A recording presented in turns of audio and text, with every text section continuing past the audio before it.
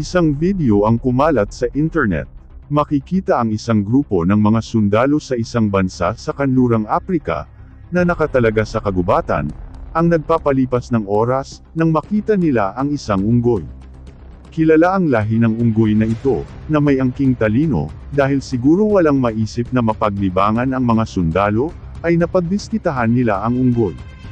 Tinawag nila ang unggoy, at iniabot ang isang AK-47, na armas ng isa sa mga sundalo sa unggoy para magpakitang gilas.